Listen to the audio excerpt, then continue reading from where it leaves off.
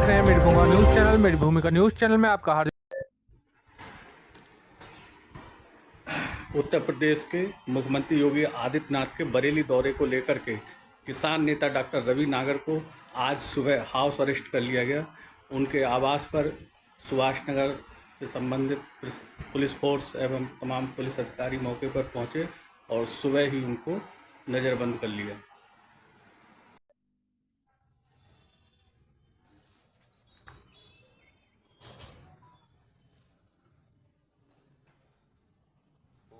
एक मिनट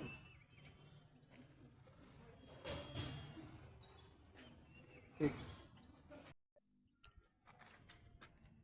हम तो बात इधर चले वो पीछे आ रहा ना उसके कैमरे में तुम्हारा आ रहा है। इधर आ जाओ ये इधर हो गया। चल सर, आज क्या मामला था? मैं डॉक्टर रवि नागर किसान एकता संघ का राष्ट्रीय संगठन मंत्री हूँ। जी आज माननीय मुख्यमंत्री जी उत्तर प्रदेश आज बरेली में उनका आगमन हुआ है, हो रहा है। मैं सुबह जब उठा तो मैंने देखा कि मुझे हाउस अरेस्ट किया गया। मैंने कारण जानना चाहा तो तब मेरी जानकारी में हुआ कि प्रशासन को शायद ये अंदेशा था कि माननीय मुख्यमंत्री जी के कार्यक्रम में अगर मैं स्वतंत्र रहता हूं तो शायद कोई कार्यक्रम में व्यवधान हो सकता है। अब क्योंकि हम किसान हैं, हम शांति प्रिय लोग हैं, हम कोई राजनीतिक लोग नहीं हैं, तो हमने प्रशासन का सहयोग किया है।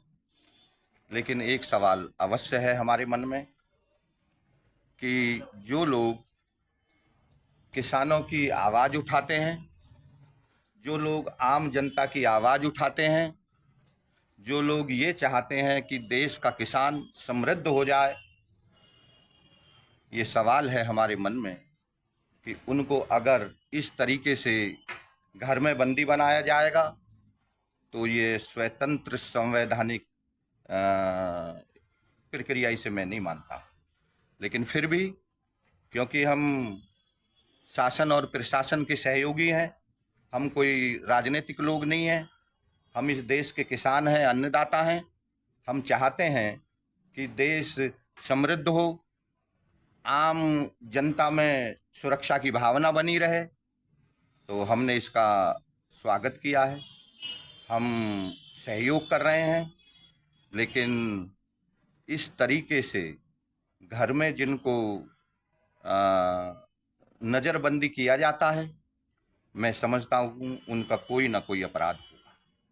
और मेरा अपराध सिर्फ इतना है कि मैंने किसानों के लिए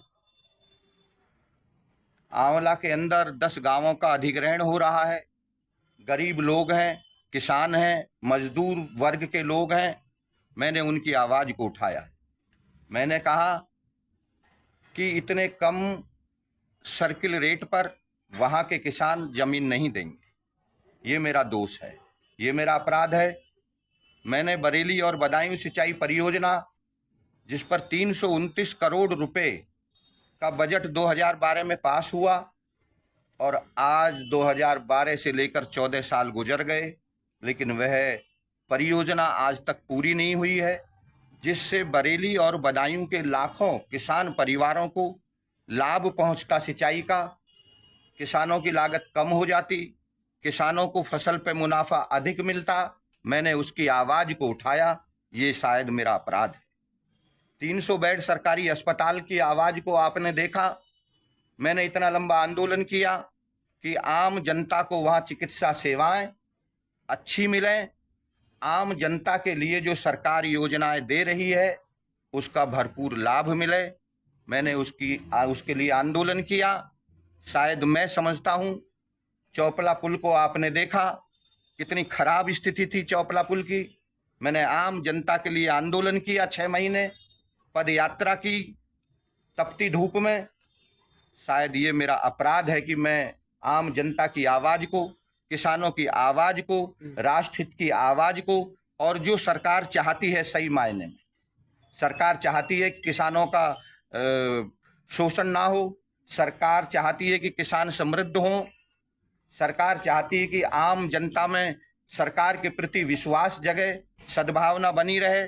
मेरा ये अपराध है कि मैं सरकार की उस नीतियों के लिए काम करता हूं। शायद मैं समझता हूं यही मेरा अपराध है, इसलिए मुझे आज नजरबंद किया गया है। आज आपने जो ज्ञापन दिया है उसमें क्या बिंदु उठाए? मेरे यही तीनों मांगे हैं जी। मैंने जो आपको बताया जी। कि आंवला में 10 गांवों का भूमि अधिग्रहण किसानों का किया जा रहा है। जी। बहुत कम रेट रखा हुआ है, किसानों की जमीनें चली जाएंगी, किसान मजदूरी करने के लिए मजबूर होगा। यह आंदोलन मेरा लगभग 2 महीने से चल रहा है। मैंने तपती धूप में नंगे पैर 10 गांवों की पदयात्रा की। उस आंदोलन को मैंने मजबूत किया, खड़ा किया।